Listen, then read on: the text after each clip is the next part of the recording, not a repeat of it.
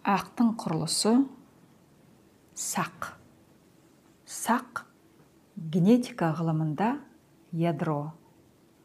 Ғылым ядро является носителем генетического материала и местом, где осуществляется его функционирование и воспроизведение деп дәлел айтады. Ғылым ядро дегеніміз ұрпақ болмысының генетикалық материалдары сақталған, әрі оның дамып өркендейтін ордасы деп ой тұжырымдайды екен. Енді сақ сөзінің қыр-сырын ашайық. Сақ сөзі оралып айтылса қас болады. Сақ осторожный, внимательный, қас враг, враждебный. Сақ жақсы жағынан осторожный, внимательный болып, ядроның шежірелік қызмет атқарып, аса сақтық, зор ыждағаттықпен, ата тектің қасиеті мен қабілетін үрім бұтаққа еш өзгеріссіз айнытпай беретінін айқындап тұр. Қас жаман жағынан, враг, враждебный болып аударылып, сақ бәсеңсіп дерттенген сәтте қас яғни жауға айналып, адам сырқаттанып, дерттеніп, ауырып қалатыны саққа байланысты екендігін айқындап тұр. Сақ адам болмысында негізгі әрі күрделі міндетті атқарады. Сақ клетканың ядросы болғандықтан, клетка, яғни ақ, екіге бөлінер кезде барлық баба, яғни хромосом, осы жерге жинақталып, адам болмысында болатын барлық жақсылық пен жамандықтың шешімін қабылдап, негізгі клетка дәл өзінен айнымайтын келесі клетканы жасағанымен, ішкі ақпаратында өзгешелік болады. Басымыздан өтіп жатқан кез келген оқиға жеке отырғандықтан мен естіп тұрған ешкім жоқ деп, жақсы не жаман ойлаған ойың бабалардың иініне жазылып, яғни хромосомда жазылып, осы сақ дені кезінде келесі аққа ақпарат арқылы беріліп, өміріңді не жақсылықта көркейтіп, не жамандықта тұншықтыруы мүмкін. Қазақтың сақтарымыз, сақтың баласымыз дейтіні орынды сөз. Қазақ сақтың құпиясын меңгеріп, қадірлеп, ұрпағын жамандықтан сақтандырып, сабыр амалын игертіп, ұрпағының денін реттеп отырған. Қазақ Құдай сақтансаң сақтайды дейді. Қазақ кейде әлім сақтан дейді. Бұл осы екі сөзде тағылым исламға еш қатысы жоқ қазақтың қасиетті сөздері, Тәңір дінінің ұлы қағидалары, әрі шежіре ілімінің ақиқат түсінігі. Бұл тағылымдық сөздерді қазаққа ешкім үйреткен жоқ, атам заманнан бері атадан балаға, ұрпақтан ұрпаққа жалғасып беріліп келеді.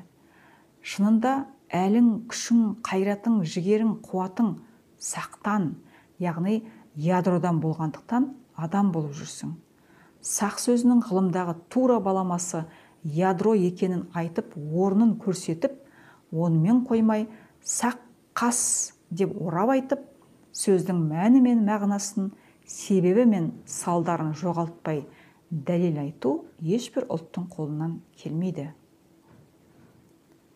Белгілі белгісіз себептермен әрі жат жұрттық тарихшылардың кесірінен сақ деген қазақ сөзі сақ деп жазылып, заттың орны көрсетілмей, шығу тегі айтылмай, тарихта кейде дәуір, кейде мемлекет, кейде елдің аты, кейде көне өнердің бағыты болып, тұрақ таппай, сананы санға бөліп, бітпейтін дауға айналып, дауды саққа соқсаң да, сақты дауға соқсаң да, сақ өліп, тарих шайқалып тұр.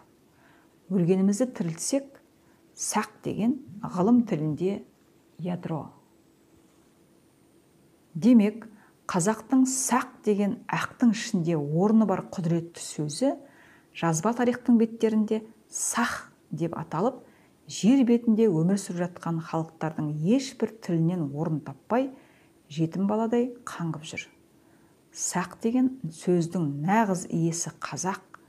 Менің күшім, қайратым, қуатым, жігерім, әлім, сақтан деп дәлел айтып, егер сақ болмасам, досым қас жауыма айналады. Сондықтан Тәңірлік Құдай сақтансаң ғана сақтайды. Сақ ақиқат, сақ қас жау, ақ шежіре үлімнің ұлы арқауы, қазақ сақтансаң сақтаймын деген Тәңірлік Құдай. Қазақ сақтана жүр, сақ бол. Қазақ сенің әлің, сақтан айтарым осы.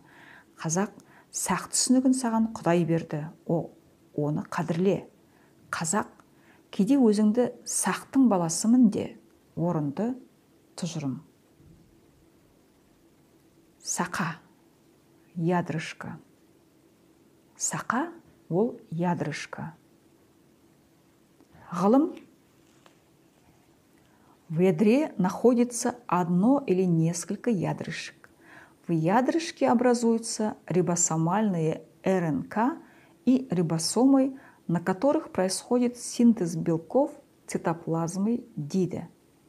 Анау алыста жатқан сақа елі жақын алыстығының бір кездегі белгісі екенін ұғын.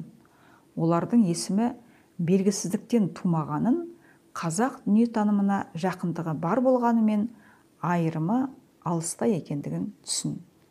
Қазақ түсінігіндегі сақа дегеніміз ақтың ішінде орны бар ұлы түсінік.